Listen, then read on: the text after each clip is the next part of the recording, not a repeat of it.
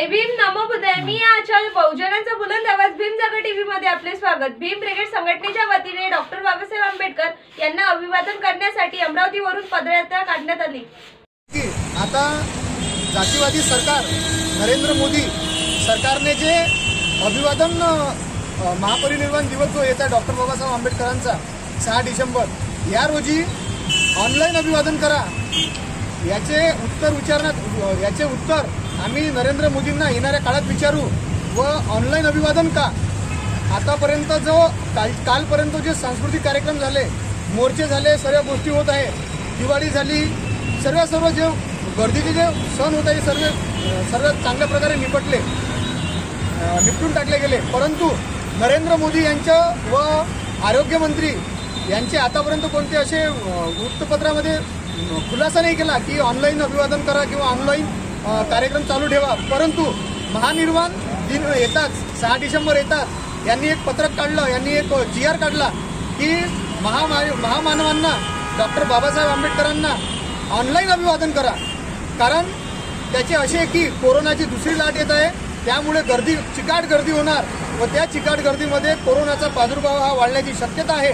म्हणून डॉक्टर बाबासाहेब आंबेडकर यांना ऑनलाईन अभिवादन करा।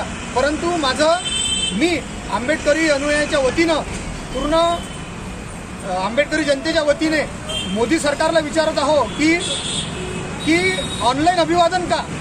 जेव्हा पूर्ण महाराष्ट्रात पूर्ण राज्यभरात सर्व सण सर्व मोर्चे निघत आहे, सर्व आंदोलन होत आहे, त्याला ऑनलाईन प्रक्रिया तेव्हा बंद होती का? किंवा नरेंद्र मोदी यांच्या केंद्र सरकारमधलं नेट बॅलन्स संपलं होतं का?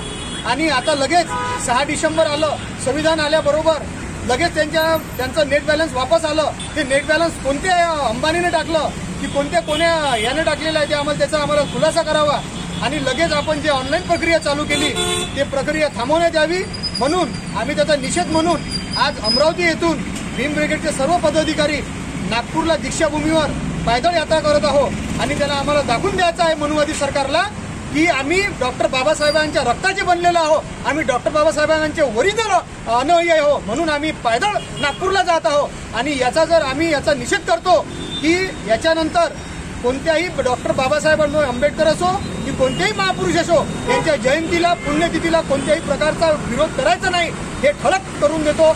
आणि केंद्रीय सरकारला व मोदी सरकारला भीम ब्रिगेडच्या वतीने हा इशारा देतो की याच्यानंतर कोणत्याही ऑनलाईन पद्धतीची प्रक्रिया महापुरुषांच्या मदत आणायची नाही। जर आणल्यास आम्ही सरकार ज्या पद्धतीने तयार करू शकतो त्या प्रकारे आम्ही सरकार पाळू शकतो असा इशारा देतो। जय भीम, जय संविधान।